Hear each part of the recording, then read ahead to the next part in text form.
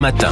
7h11 sur Europe 1. Dimitri Pavlenko, vous recevez ce matin l'ancien ambassadeur de France en Algérie, Xavier Driancourt. Ah oui, 2 fois même ambassadeur en Algérie, c'est unique. Bonjour Xavier Driancourt. Bonjour Dimitri Pavlenko. Bienvenue sur Europe 1. Je signale votre livre paru en 2022. Alors il n'a pas pris une ride. L'énigme algérienne, chronique d'une ambassade à Alger. C'est paru aux éditions de l'Observatoire. Les contentieux entre Paris et Alger, on le dit beaucoup ces dernières semaines, ne cessent de se multiplier. Xavier Driancourt, il y a le dossier des influenceurs algériens, Doualem, Zazou Youssef, ces deux-là d'ailleurs étaient jugés hier. Les ressortissants algériens sous OQTF qu'Alger refuse de reprendre. 10 refus, notamment pour le terroriste islamiste de Mulhouse. Et puis il y a Boualem Sansal, bien sûr. 101e jour de détention ce matin pour l'écrivain qui a entamé une grève de la faim. Alors comment réagir ? Est-ce qu'il faut ouvrir un front diplomatique contre Alger ? Il y avait une bataille, une opposition, on peut dire, entre le ministère de l'Intérieur qui souhaite d'engager ce front diplomatique, Bruno Retailleau en tête, le Quai d'Orsay y était défavorable, et puis François Bayrou s'est exprimé hier au Salon de l'Agriculture pour dire qu'il trouvait inacceptable l'attitude de l'Algérie. C'est le début de quelque chose, vous pensez, ces mots du Premier ministre, Xavier Driancourt ? On va voir si la situation évolue, mais pour l'instant, effectivement, il y a une contradiction, je trouve, majeure dans ce que fait le gouvernement.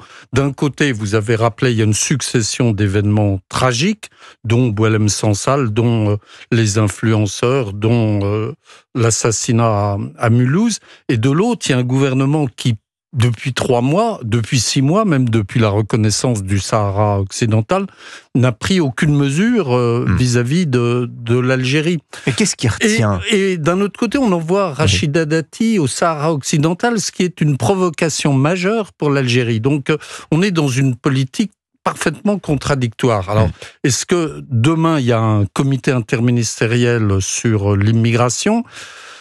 Je ne sais pas s'il y aura des décisions qui seront prises ou qui seront annoncées, mais je pense qu'il faut sortir de cette impasse. Oui. Alors, il y a aussi le fait que c'est normalement Emmanuel Macron qui pilote la diplomatie française. On se souvient de ses mots, ceux qu'il avait employés, notamment ses gestes faits en direction de l'Algérie. C'est ça qui retient, vous pensez, aujourd'hui, les autorités françaises ?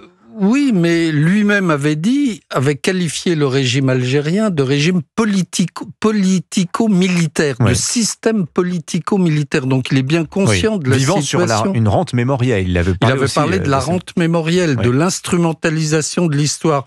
Donc il est parfaitement au courant de la situation. Et alors le comité interministériel sera présidé par le Premier ministre et pas par le président de la République. C'est un comité et pas un conseil. Oui. Donc, il y aura le ministre de l'Intérieur, le ministre des Affaires étrangères, le ministre de la Défense.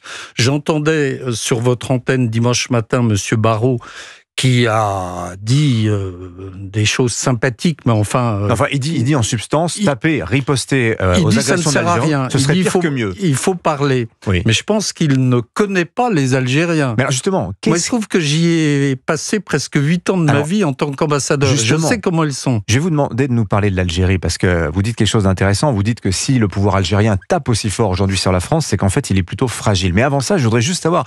Qu'est-ce qui, d'après vous, fait si peur à Jean-Noël Barrot, par exemple, aux diplomates français, quand il s'agit de l'Algérie ? Pourquoi autant de retenue ? On a peur de l'Algérie. Je ne sais pas quelle est la raison. On fait de l'autocensure en permanence vis-à-vis de l'Algérie. On a peur à la fois du système algérien, on a peur sans doute des Algériens en France, mais on surestime, à mon avis, cette donnée. On est paralysé, tétanisé quand il s'agit de l'Algérie. Parce qu'il y a les souvenirs de la colonisation, de la guerre. Alors, ça justifie beaucoup de choses, on ne fait rien.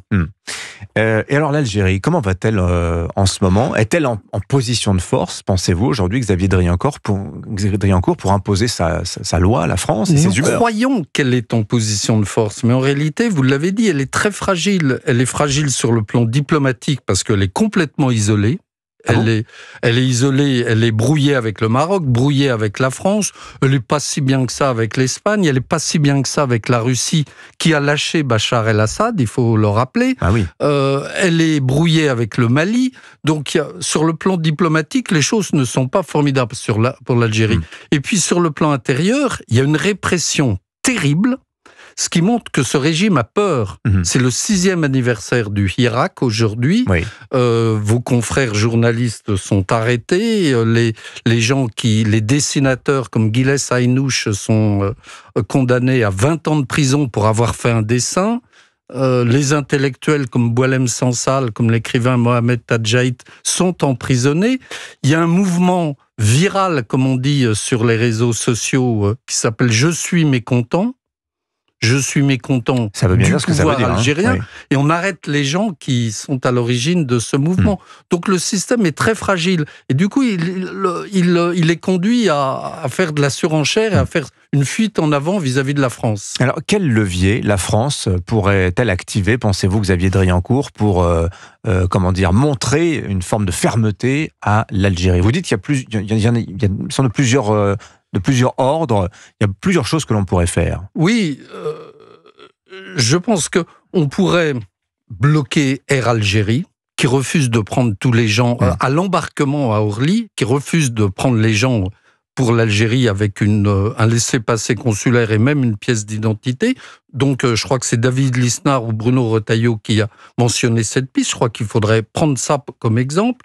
On peut fermer un certain nombre de consulats algériens, à commencer par le consulat de Strasbourg. Les consulats, ça doit délivrer des laissez-passer consulaires et ça doit collaborer avec le gouvernement français. Il y a un accord de 1994 entre le gouvernement français et les consuls algériens qui prévoit cela. Donc on peut fermer un certain nombre de consulats, on peut cibler un certain nombre de personnes qui résident en France. Et l'accord de 68, l'accord franco-algérien de 68 sur l'immigration algérienne, alors ce texte il est assez mal connu des Français. Maintenant, il finit par être connu. Ouais, rappelez-nous, alors, en deux mots, que dit ce texte et est-ce qu'il serait possible de le suspendre, comme le dit par exemple Bruno Retailleau ou Gabriel Attal, oui, mais ça c'est une mesure de long terme qui peut être décidée par le président de la République. Donc il faut que le président soit d'accord, parce que c'est un accord intergouvernemental, c'est un traité. Donc ça, c'est une mesure de long terme. C'est un traité, je rappelle, qui visait à encourager l'installation des Algériens en France, puisque ce n'est pas un accord sur les visas. Les visas n'existaient pas à l'époque. On facilite l'installation des Algériens. C'est un accord qui facilite l'installation des Algériens en France et qui donne un certain nombre d'avantages à ces derniers par rapport à d'autres nationalités. Et on pourrait le rayer d'un trait. Donc on peut le dénoncer. Et je constate qu'il y a beaucoup d'hommes politiques aujourd'hui, jusqu'à Gabriel Attal, qui demande cela. Un mot de Boualem Sansal pour terminer, Xavier Driancourt. Les pouvoirs algériens lui ont refusé la visite de son avocat français, François Imray, parce qu'il est juif. Oui. Parce qu'il est juif. Ça a été dit explicitement à Boualem Sansal. Et François Imray, que j'ai eu au téléphone avant-hier, me l'a confirmé, qu'il y a eu des démarches faites directement auprès de lui, François Imray, par le pouvoir algérien pour lui dire il faudrait que vous ayez d'autres avocats avec vous qui pourraient aller à Alger. Parce que vous ne pouvez pas y aller. Donc c'est une attitude absolument honteuse, scandaleuse. Et je note que M. Barrot n'en a pas parlé, n'a pas dénoncé cela.